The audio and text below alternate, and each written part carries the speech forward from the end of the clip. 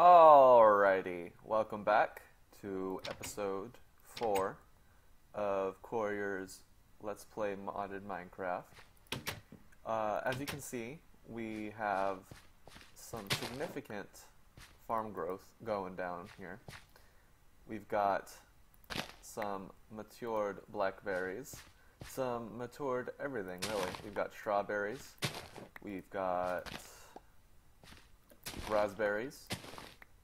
We've just got all the good stuff in life, you know. We got mustard,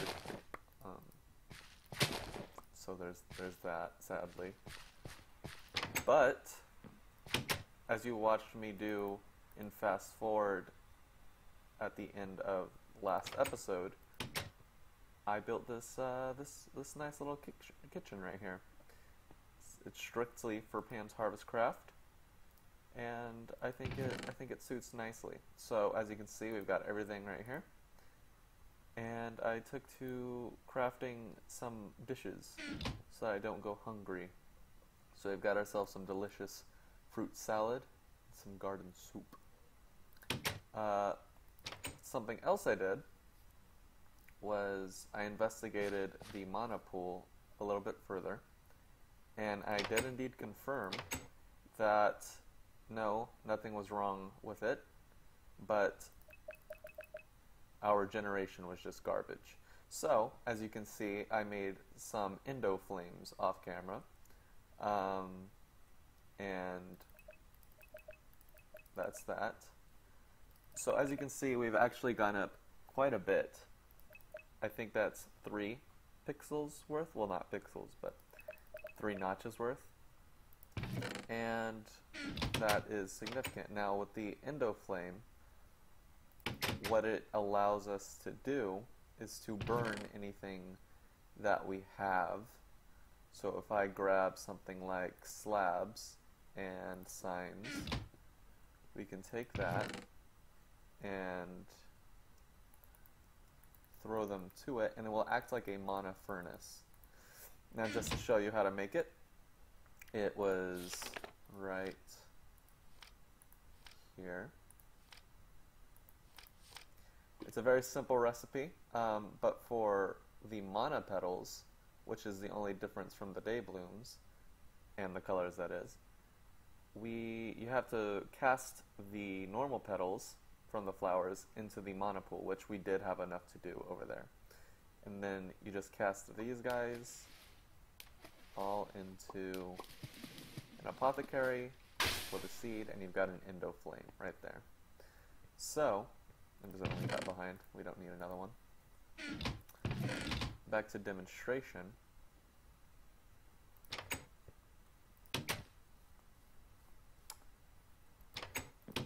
If you take it and you throw any burnable items nearby, watch this slab of wood, it's gone, and you can see that it powered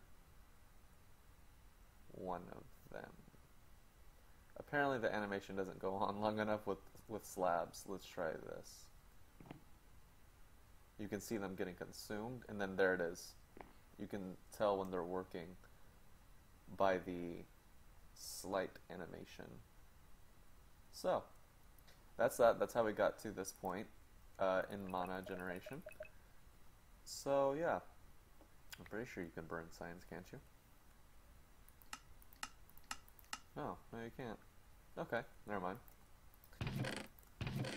So, what do we want to do today? Well, it's come to my attention that our buildings look like absolute garbage, which means that we need building materials, which means that we need smooth stone.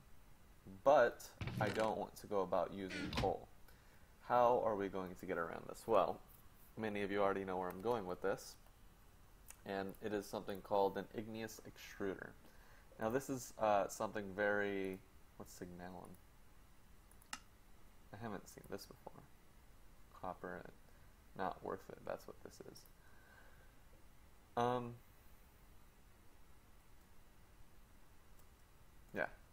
So what this allows us to do is, for the cost of 1 bucket of lava, which I salvaged from mining a couple episodes back, or 1 episode back, I don't remember. It allows us to use 1 bucket of lava and infinite water to attain infinite smooth stone. Sounds a little cheaty, and I'm not going to deny it. It is sort of cheaty, but smooth stone should be more readily available. Let's not kid ourselves there. So if we get ourselves the metals that we need for it, most notably tin and iron, and then we need some glass and a pinch of redstone, we can see that it's not that hard to craft at all. I had that for the Sojourner's Sash. Oh, that's weird. I thought you could shift click in this. Apparently I was wrong. But the machine frame is just like this. Right there. I wonder if is it placeable now? It is. In the past, it was not placeable. So, sort of interesting. So we take the machine frame, we need a piston, which means we need wood. Got that, check, check, check.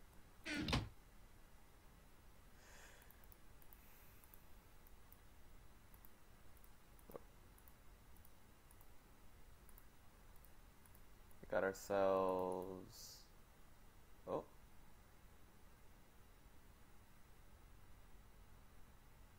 Alright, seems to be a crash. Don't know why. I'll be right back, guys. Apparently my Modpack doesn't like it. Doesn't like pistons, or doesn't like birchwood pistons, maybe? I don't know. Seems to be a random crash, a dud, a non-explainable. But we've got ourselves some experience. We've got our piston. We've got our piston. We need this guy now. Now the pneumatic servo is something that you'll be seeing a lot of when we get to automation and more advanced thermal expansion. We've got our pneumatic servo. We need copper. Yeah. What an inconvenience. Something that I noticed when I was grinding these up earlier, in between episodes for the iron and the tin, is that the copper, or not the copper, all ores that you grind up in this are not doubled. It seems to now be a chance to double it. Yep, see? That's an odd number, and if it's always doubling, it's always going to stay even.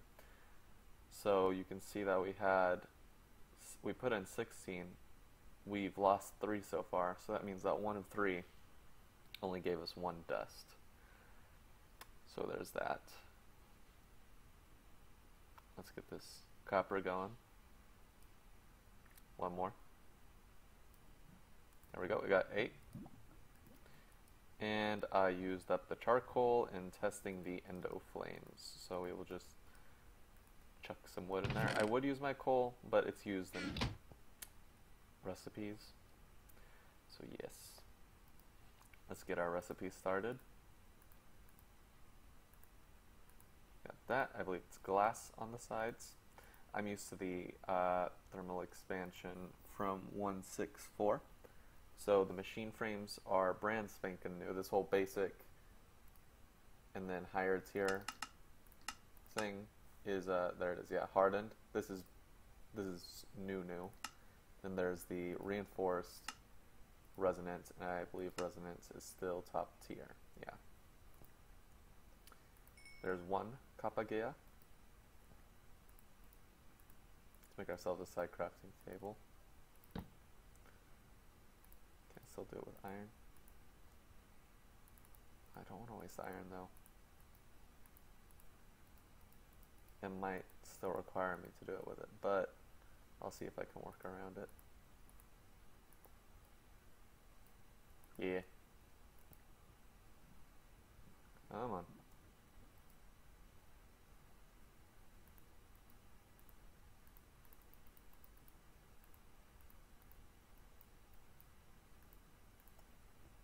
And we've got ourselves some copper. And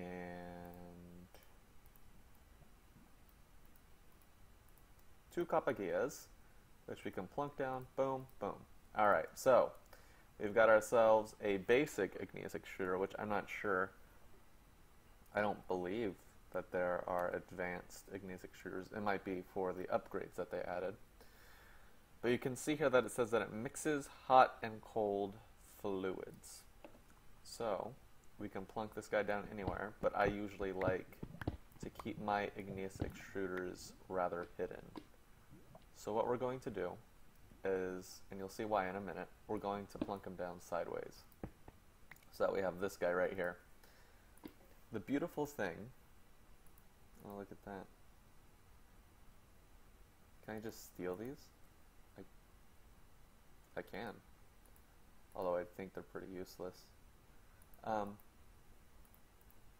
So as you can see here, the beautiful thing about thermal expansion, making it a beautiful early starter, is that it has automatic export. So what that means is that you can tell it where to export and import items into the machine. Now for specifically the igneous extruder, we can choose between cobblestone, which you need only 1 lava and 1 water, and it will produce cobble infinitely. You can choose stone, which needs 1 lava but a ton of water, and I'll explain how to continually import water later. And then there's obsidian, which requires 1 and 1 always. It consumes the lava with obsidian. Now if we look at, I'll show you cobble first. If we load it up with water, like that, we got water in that tank. We pick up the lava, throw it in there, and before you know it, you got cobble. Now, while that's producing its first stack of cobble, I'll come over here and I will show you the mechanics that are Java.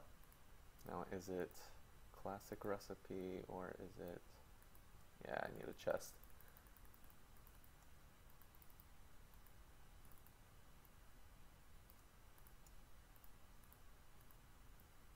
Now this, nope, is a better barrel from Java, which stands for just a better barrel. I do not know what the A stands for. Maybe just the Better Barrel Association. I'm not sure. But if we look at our configuration, we can see that by changing this, we can tell it to either import from the bottom, and we even get a change in look, or we can tell it to export through the bottom. Now, since the barrel is on the side, we want it to export through the side, so we're going to kill that. I want to say export through your side, and there you have it. We have it exporting to this barrel. Now, what is special about barrels is that they can store way more than the average chest. So this has 1, 2, 3, 4, 5, 6 times 1, 2, 3, 4, 5, 6, 7, 8, 9. 9 times 6 is 54.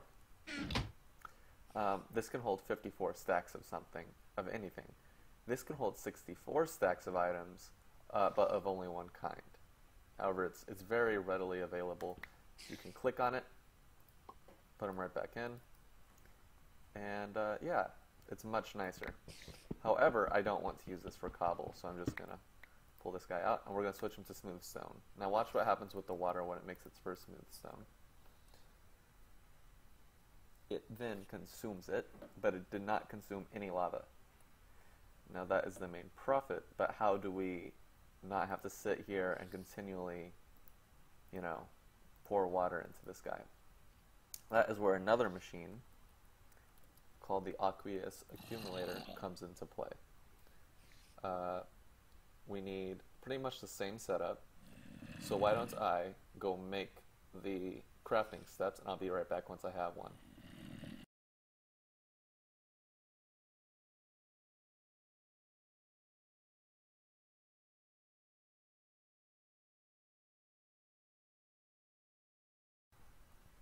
Alright, as you can see, we have ourselves the aqueous accumulator, and rather simple steps, just some glass around the machine case, pretty much the same thing, but a bucket rather than a piston.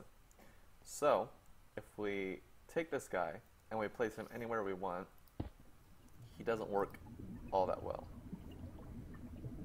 And apparently, he has quite the sound now. I don't know, I find it sort of soothing. In the past, he would create trickles of water, but apparently that's been changed. Let's see. However, if you put them in between two source blocks of water, so I've got one on that side, one on that side, so that the middle is a infinite block, he begins quickly accumulating water in his system. Now I could have placed that there, and we could have seen it export straight from here to the igneous extruder quickly via the export and import channels.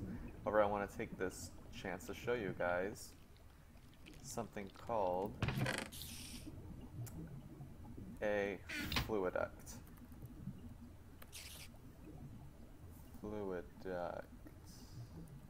Right. Thermal. Never mind, I'm not showing you the fluiduct. I'm showing you a transfer node. Yeah. I want liquids. Here we are. Lapis. And transfer pipes. Okay. Well, thermal expansion usually holds for us very useful things known as fluiducts, which allow us to move any kind of fluids or liquids or anything of that nature quite easily. Now, because they're not in yet, we're going to be using extra utilities transfer pipes, which are very nice. A little OP when it comes to the power transfer, but what are you going to do? So we can make a redstone block, get ourselves 2 lapis, another bucket. No, I'm not even crushing these guys down anymore. I just want to get there. Where's the lead? Did we put that back already? No. There we go. And that's it. Okay. So, if we make this guy and this guy and throw them in a crafting table like so,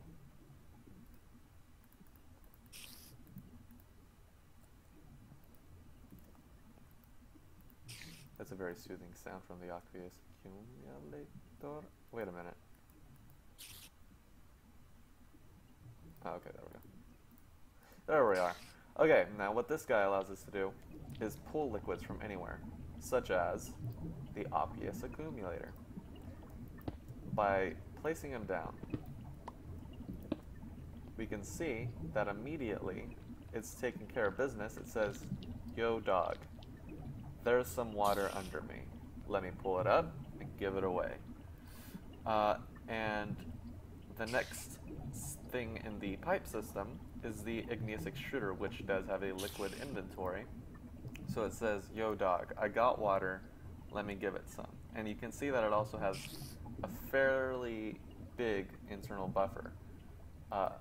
So what we can see here is that it is exporting to the igneous extruder, to the transfer node, and into the igneous extruder, which is exporting to its side, which means we've got infinite smooth stone. And that is exciting news, ladies and gentlemen.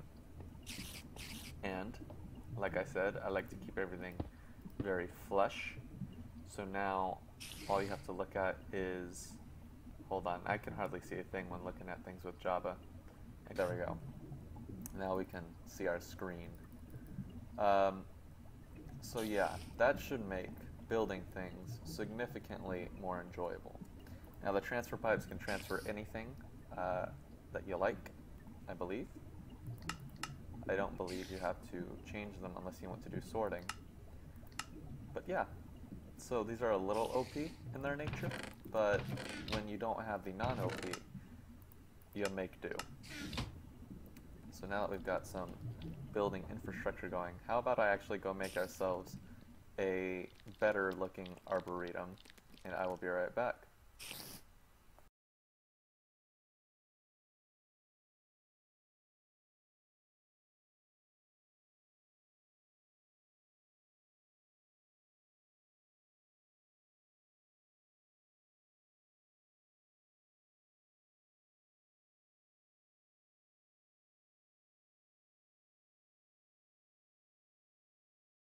Alright, how about that for an arboretum? I'm still missing some glass right here, but I rather like how it came out.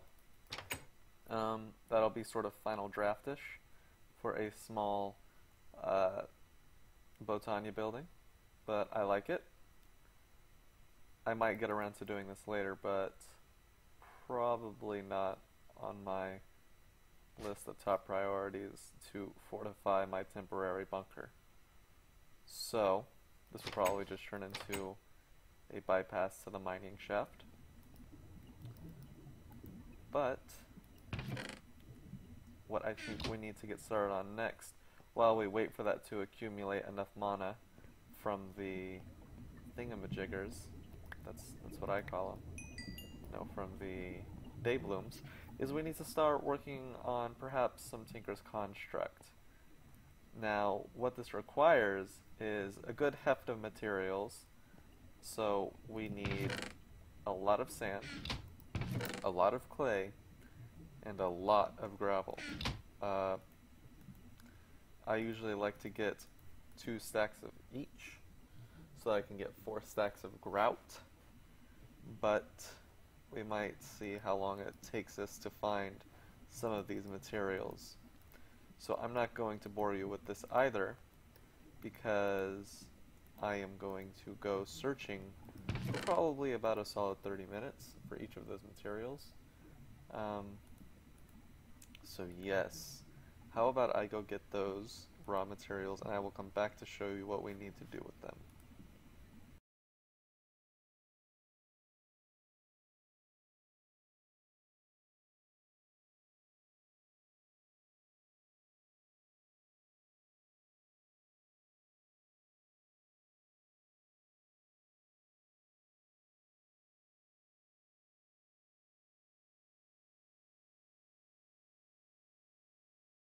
He lines up for the dive.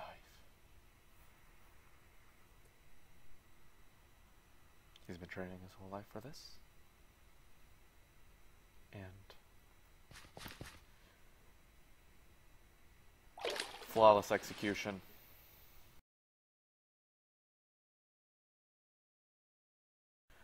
Okay.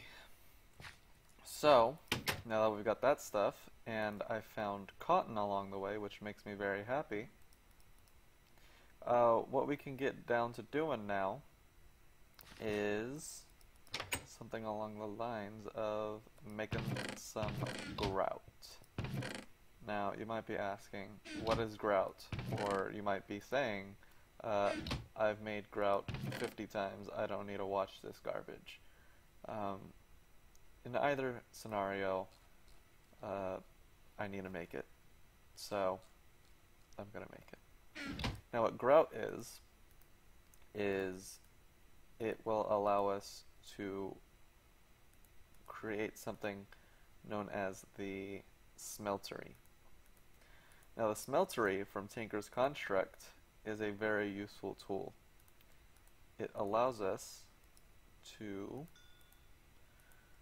well, A, use up our coal because we don't want to use that much wood, and B, melt down metals for constant ore doubling, as well as making really good tools. So how do I want to go about doing this? Well, we are going to sit here and watch it cook down slowly and painfully. So there's that. I'll be right back. I've decided to go ahead and build my forge house while waiting for this to grow. So how about I go do that rather than standing here like a nobody.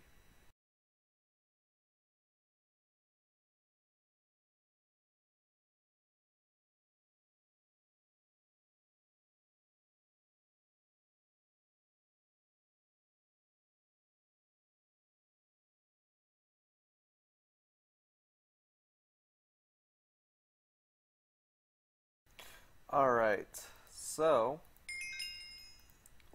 it is done cooking, and as I was making the chamber for the forge, for the smeltery, I decided to do sort of a Skyrim-inspired underforge, but then I realized that that wasn't as feasible as I wanted it to be.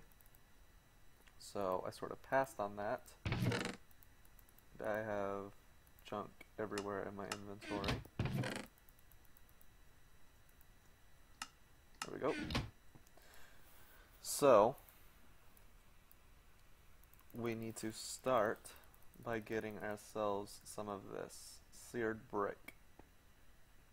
Now, what this allows us to do is make the base of our smeltery. And this needs to be different blocks. Now, the smeltery is what is considered a multi-block structure. And a multi-block structure, amazingly enough, requires multiple blocks to be constructed. Now, the smeltery requires a smeltery controller. What this does is this is the brain of the smeltery. Oh, that's the living rock. This is the smeltery controller. This is the brain of the entire operation, and it will not run without it. This is the base tier. Now, in order to get anything going, you also need your base finished. So we need more of these guys. And we can put the rest up here. And you also need your seared tank, which requires glass. So if we get some glass going, what we can do in just a moment is make ourselves some cool stuff.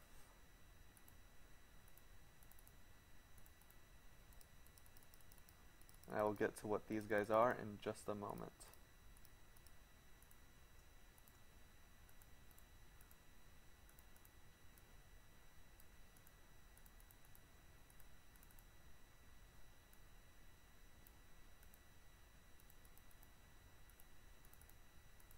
Do we have the glass? We have the glass.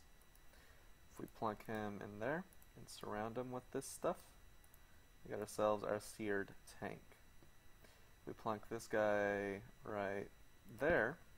We have 9 slots in our smeltery now. That means that it recognizes that for its first level, it has it's fully completed. So you got a surrounding area in which to hold liquids and solids and its base. Now, the second tier is not finished until you finish filling it in. You can do that with any functional block, and which brings me to my next point, the smeltery drain. The smeltery drain is what allows you to pour stuff out, which I will be demonstrating the moment I get the ability to. Another thing that I like to do is I like to set up some glass so we can see inside of it. This wants to cooperate. There we go. You can say that. And if we come back up here, we can put him there and there. And before you know it, we go from 9 slots to 18 slots because it recognizes that there's a second tier done. And we would need to finish this tier too. Now, you don't need to have smeltery drains on each tier. I usually only use 6. Now, you can't just pour molten metals, which is what this does. It melts metals down onto the floor. You need something to catch them, which is where the casting basin and the casting table come into play. The casting table is what allows you to make advanced tool parts. These are the faucets which let you guide your metal in, and the same needs to be done over here. Guess I should have finished development before I started recording again, but oh well.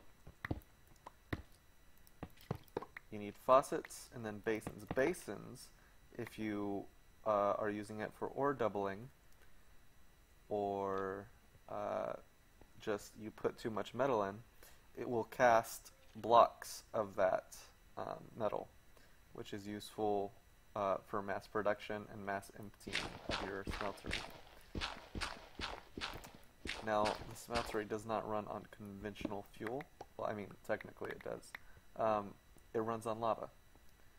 So, which means we need to get ourselves some automated lava production going. There we go. I just like that to be flush with that. Which means we need lava, which we do not have right now. So, how about we get crafting something called a portable tank. Let me make sure that the recipe hasn't changed. Oh, it's only 1 copper. I always forget that. Always forget it. And we are 1 glass short. Let me go get 1 more. Alright, we've got our glass cooking up right now. Bacon, cooking, smelting. And there we go. So now we can take a copper ingot and surround it with glass. And this gives us the portable tank.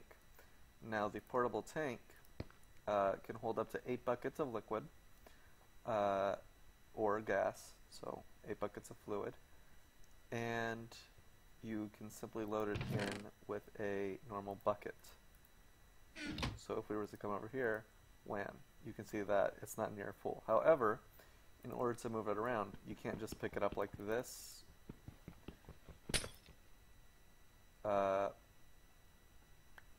Apparently you can now. I lied. So yeah. I'm sorry. In the past you had to wrench it up, which I was going to use that as an excuse to show you. Well, that was an eventful cave entrance. Alright, found some lava, guys. Just bucketing it in, and you can see that it actually also emits light when light emitting fluid is inside of it. I believe it can hold 1 more. Let's try 1 more anyway. Nope, that's it. Alright. So we've got our lava and our beautiful new arboretum. I really like that. I hadn't tried that before. I made this up off the cuff, and that whole slab thing, and I rather like how it came out. Anyways, if we come in here, slap down our portable tank, if we were to wrench this, we could get it to go to output mode, but it still wouldn't inject because it is to the side. But I don't usually like to do that anyway. It gives me more control. So as you can see, pouring some lava right on in there works. And we can just pull out and put in, pull out and put in, pull out, and that is it. So this is pretty useful, and this can hold a fair amount. We've got 3,850. It took 150 for beginning operations. And we can see here that I found a couple other more berry bushes. Gold. I know those won't grow all that fast, but oh well. I also found some more essence berries. I'm gonna just...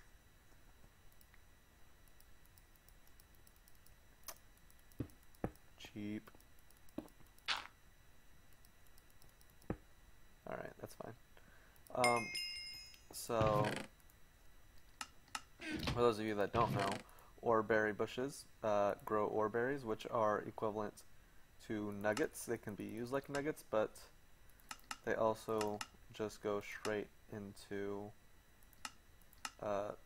nuggets as well, but also to ingots. But maybe not with the gold. I think the gold is the exception. So, if we go get an ore, we can see that what it does is pretty interesting. The smeltery, that is. You throw gold or any conventionally doubleable metal in, and it can melt down. You can also see that the effects added by the mod are pretty good themselves. Okay, you can see that we've got our gold ore cooking now, and once you can see that when we toss the dirt down, it actually became part of it, which is pretty useful. But once this is done melting, you can see that we have 24 ingots of molten gold. And we only put 12 in, which means we got perfect 2 for 1, which is highly, highly useful. Now, the reason I put gold in first, okay, it was the oreberry bush. The reason I put gold in first is because it is required for casts, which are required in order to make those nice tools. Now, I will make a blank cast just to show you the pouring process, but I'm going to be using the rest of this gold for tool casts, which I will be showing you in the next episode. But we can see that if you right click, it pours it right on out right there, which is nice. The blank cast, which is used in a couple different Tinker's Contract things like drawbridges. And just to show you the block pour, you can pour out, and you saw that we had 22 ingots remaining. Now we have 13. Stops at 13, which means it took 9 out in order to make a single block of gold. I'm going to throw both of these back in so that we can get ourselves tool casts again. I think this is a pretty good wrapping up point for today. We got ourselves a smeltery. We got ourselves a beautiful arboretum, and we got ourselves a beautiful life here in this world. Haven't checked on this in a while. Do I have my wand? Yes. Whoa, a whole notch.